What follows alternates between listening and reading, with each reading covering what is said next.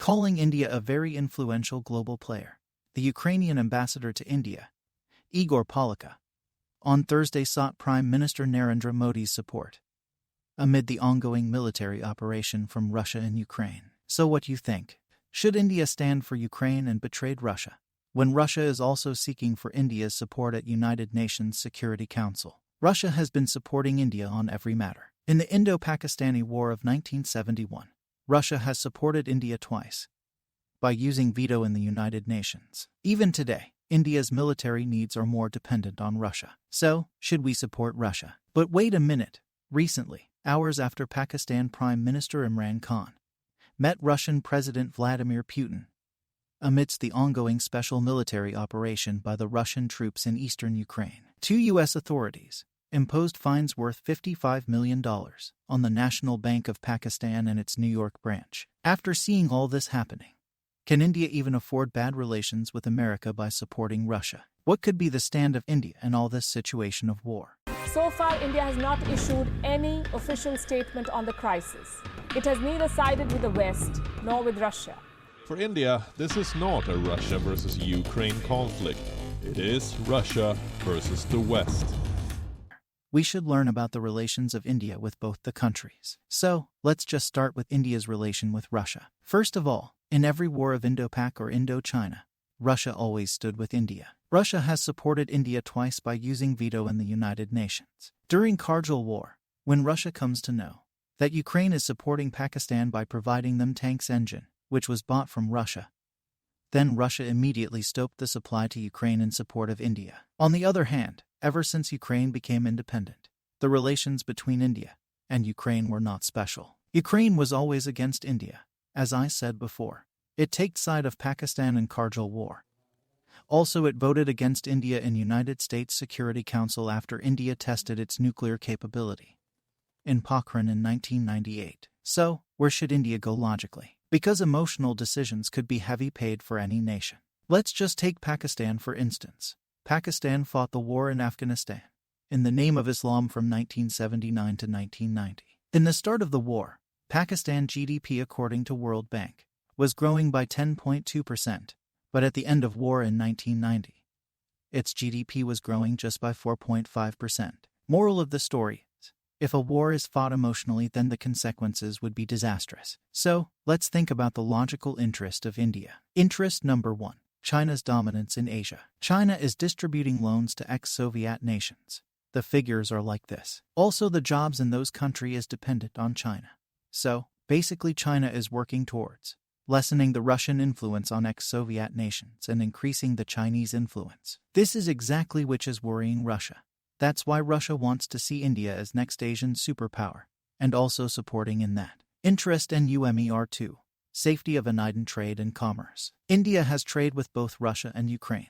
At present, the annual trade turnover of India and Ukraine is around $2.52 billion. 80% of sunflower oil comes from Ukraine to India, while annual trade turnover of India and Russia at present is around $8.1 billion, and it provides us oils like crude oil. If you remember, between the tensions on India-China border issue, the ordered S-400 defense system from Russia has begun to deliver in November last year, so the deal is also at risk if India support Ukraine, which would directly favor China. These were the assumptions on how bad this war can affect India in future. But what's the situation now? Effect number 1. Rise in fuel and inflation. India imported 43,400 bpd oil from Russia in 2021.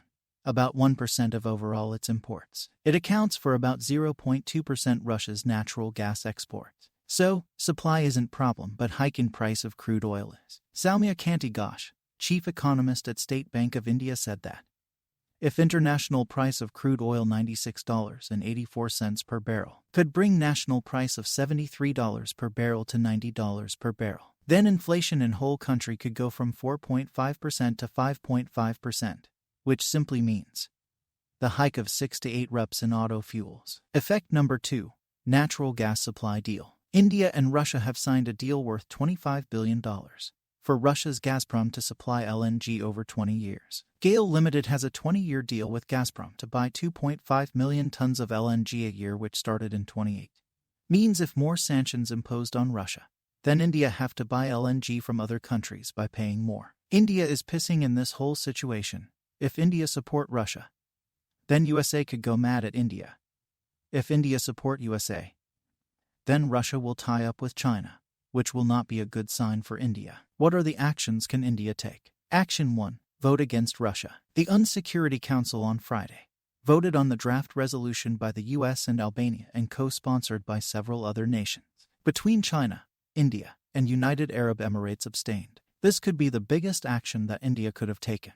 Action 2. Sanctions. According to research, sanctions that was imposed by India on Pakistan wasn't harsh, and it was said that India should make its sanctions more strict. But here is the point. If India impose these mild sanctions on Russia, then India will be seen in front of the world against Russia, and it won't make much difference to Russia. Action 3. Military action. If India had signed the resolution in UNSC, then it could send its peacekeeping forces in Ukraine against Russia through UNSC, just like America did in Iran, Yemen, Iraq, Kuwait. But India abstained. Action 4. Supporting USA diplomacy against Russia. United States President Joe Biden said Washington was in consultations with India on the issue of Ukraine but indicated that the differences have not been fully resolved between the two countries. India didn't even condemn the Russian move. So, what is India's stand so far? According to Ministry of External Affairs, on the 24th of February, PM Modi talked with Russian President Putin. PM Modi reiterated his long-standing conviction that the differences between Russia and the NATO group can only be resolved through honest and sincere dialogue. PM Modi appealed to President Putin for an immediate cessation of violence. PM Modi also showed India's concerns regarding the safety of the Indian citizens in Ukraine. Also, Ministry of External Affairs cleared its own stand.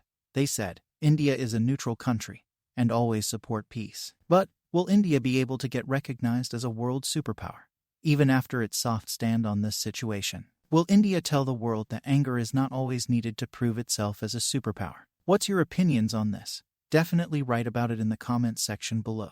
Thanks for watching. If you liked this video, make sure to subscribe for more.